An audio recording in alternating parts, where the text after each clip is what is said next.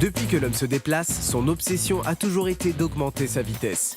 Courir vite a rapidement été remplacé par rouler plus vite.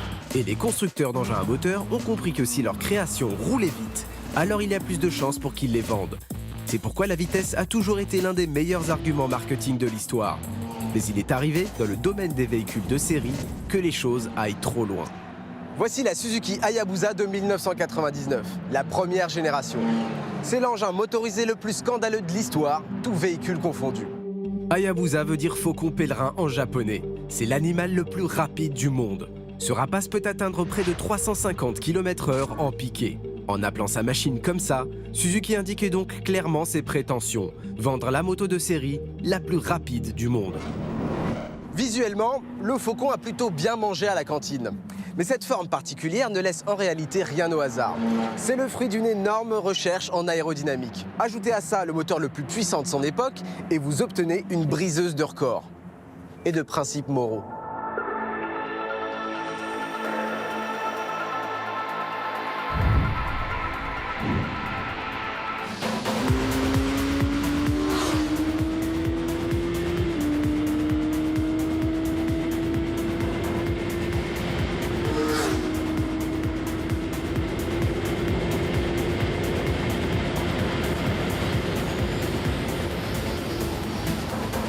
Sur la ligne droite du circuit Paul Ricard, cette Hayabusa âgée de 22 ans parvient à décrocher les 320 km/h. Ajoutez quelques centaines de mètres et vous bloquez l'aiguille à plus de 340. Et ça, à la fin des années 90, pour un véhicule de série, c'est pas très moral. Ça, c'était la vitesse compteur. Mais la vraie vitesse mesurée par GPS sur la Hayabusa première du nom était d'un honorable 312 km/h. Et ça, c'était déjà une sacrée prouesse pour une moto de grande série vendue librement et extrêmement fiable. Avant les années 2000, il y avait très peu de voitures de série qui dépassaient les 300 km/h. Ferrari F50, McLaren F1, Lamborghini Diablo et quelques autres. On ne peut pas décemment appeler ça des voitures de grande série. Aucune d'entre elles n'était affichée à moins de 1,5 million de francs. C'est pas ce qu'on appelle des véhicules accessibles. La Hayabusa, elle, était vendue 75 000 francs et on va la trouver chez tous les concessionnaires du coin. Finalement, la démarche de Suzuki, elle était plutôt sympa, presque humaniste, rendre accessible la vitesse. Mais tout le monde l'a pas pris comme ça.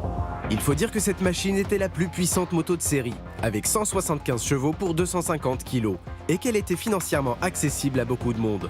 Politiquement, cette moto était un baril de poudre bien tassé, permettre à tous ou presque de rouler très vite. Un véritable défi moral. Février 1999, l'hebdomadaire Motojournal affiche les 340 km/h en gros sur sa couverture.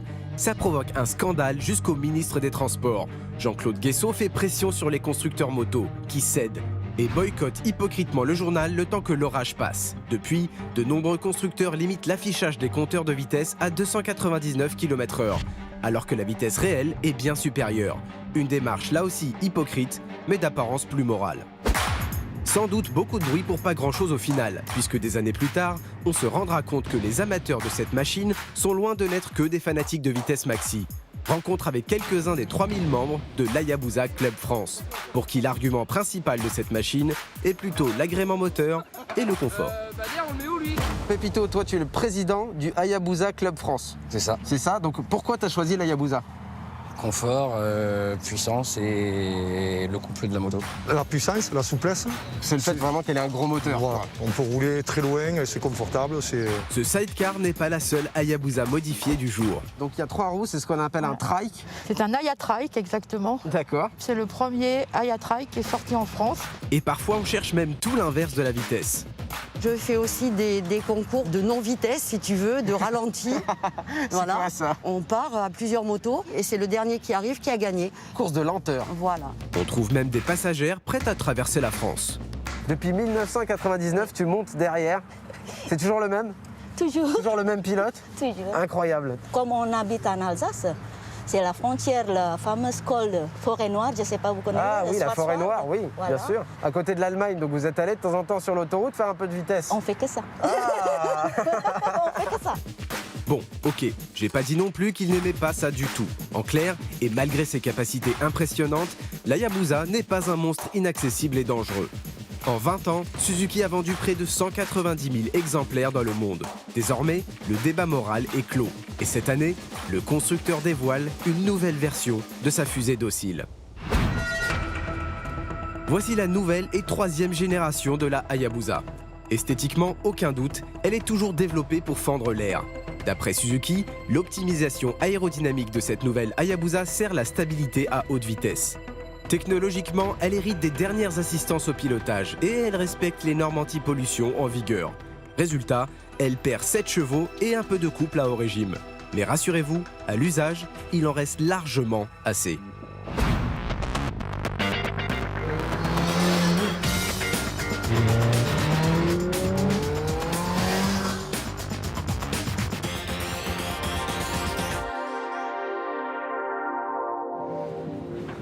À chaque fois que j'ai essayé une génération d'Hayabusa, j'ai ressenti exactement la même chose. En fait, j'ai l'impression d'être assis sur une sorte de grosse fusée.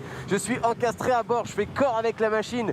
J'ai les jambes un peu pliées et j'ai le nez collé sur ce tableau de bord hyper impressionnant. Rien que ça, c'est déjà une expérience à part entière. Mais cette posture plutôt sportive est contrebalancée par une agréable sensation de douceur. C'est très évident une fois à bord. La Hayabusa a été développée pour que des amateurs de sensations fortes puissent les vivre confortablement. En fait, tout est tellement doux à bord de cette moto. Les commandes sont précises, la boîte de vitesse est moelleuse, il n'y a aucune vibration, le moteur est lisse, la sonorité est discrète, l'embrayage est souple, la poignée de gaz est souple. En fait, c'est une fusée confortable et très obéissante. C'est bien le terme, obéissante.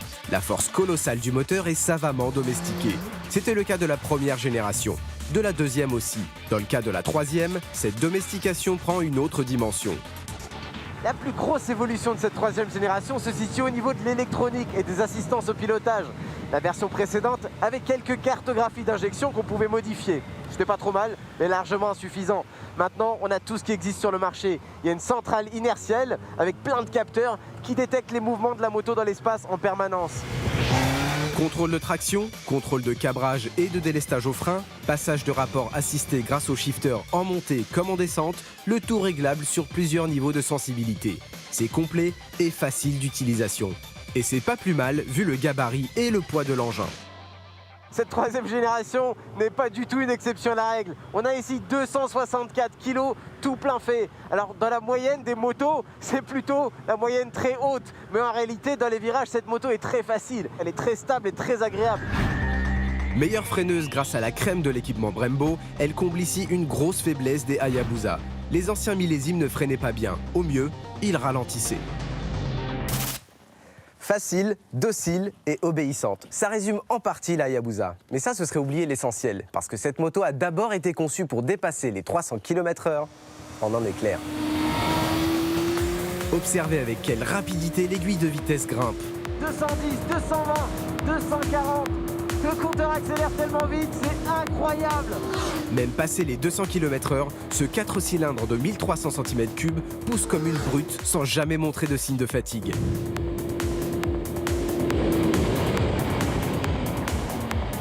Aucune autre moto du marché homologuée accélère aussi fort à ces vitesses phénoménales. Finalement, malgré ces évolutions, l'aura et les sensations que procure cette troisième génération restent uniques. Elle a réussi à conserver l'esprit, à ajouter de la sécurité et surtout à maintenir des performances juste incroyables. Cette machine, c'est une légende et c'est toujours le cas aujourd'hui. La Hayabusa restera toujours une exception dans l'histoire de la moto. Elle parvient à lier à merveille facilité, confort et sensations uniques avec une histoire bien singulière. Proposée à 18 500 €, elle reste, comme à l'époque, raisonnable compte tenu de son équipement et de ses performances. Une légende plutôt accessible.